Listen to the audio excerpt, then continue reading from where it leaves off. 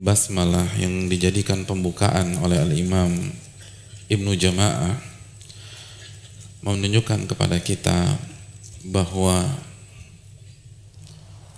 prinsip para ulama kita di dunia ilmu adalah tawakal kepada Allah, meminta pertolongan kepada Allah, dan mengembalikan segala urusan hanya kepada Allah Subhanahu wa ta'ala.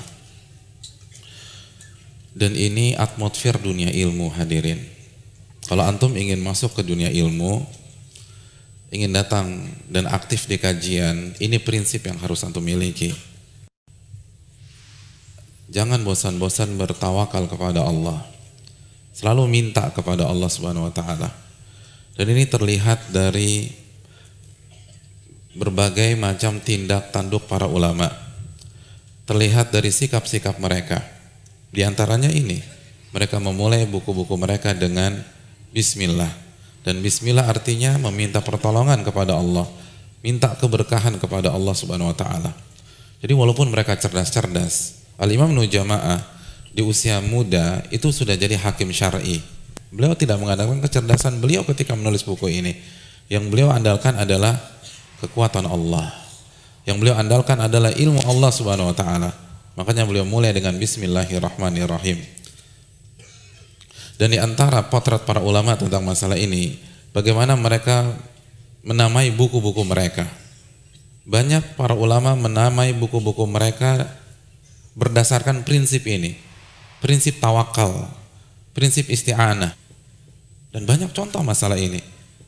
Contohnya Al-Imam Ibnu Hajar ketika mensyarah Sahih Bukhari, judul apa yang beliau berikan ya untuk buku beliau? Fathul Bari. Fathul Bari. Apa arti Fathul Bari? Fat itu pembuka. Al-Bari salah satu nama Allah Subhanahu wa ta'ala. Itu judul buku, itu ada filosofinya. Artinya, saya tidak akan bisa menulis syarah Bukhari kecuali dibuka oleh Al-Bari Allah Subhanahu wa ta'ala. Dari judul buku aja sudah melambangkan ketawakalan seseorang. Dari judul buku saja sudah melambangkan ketergantungan seseorang kepada Allah Subhanahu wa taala. Al-Imam Syaukani punya buku tafsir, judulnya apa? Fathul Qadir. Al-Qadir adalah nama Allah Subhanahu wa taala.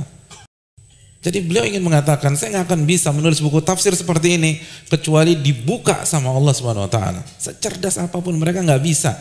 La haula wala quwata illa billah. Tidak ada daya dan kekuatan kecuali dengan petunjuk Allah Jalla wa ala. Di antara mereka ada yang istikharah sebelum mencantumkan hadis, sebagaimana yang dilakukan oleh Imam Al-Bukhari.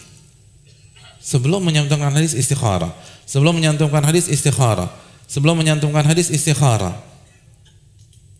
Jadi antum bayangkan, untuk satu buku saja ribuan kali beliau istikharah. Dia mau ngapain sih? Mau ke Singapura?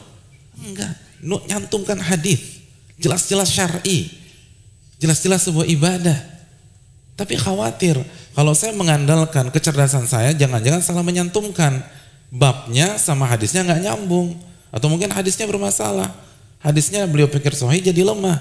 Al-Imam Bukhari, hadirin yang dirahmati oleh Allah, ulama yang cerdasnya begitu luar biasa, alimnya begitu luar biasa, kemampuan hafalannya begitu luar biasa, tapi begitu mencantumkan hadis istikharah, istikharah, istikharah, istikharah. Istikharah artinya meminta pandangan dan tuntunan dari Allah Subhanahu wa taala. Istikharah artinya meminta advice dari Allah Jalla wa ala. Itu orang cerdas. Yang cerdasnya ribuan kali daripada kita. Istikharah setiap menyantumkan hadis. Ribuan kali istikharah hanya untuk satu buku. Antum, saya dalam hidup ini berapa kali istikharah? Coba. Paling sekali. Pas mau merit, mau kawin, iya. Dan gitu kawinnya cuma sekali. Udah sekali seumur hidup. Subhanallah. Makanya kurang berkah hidup kita dibanding para ulama.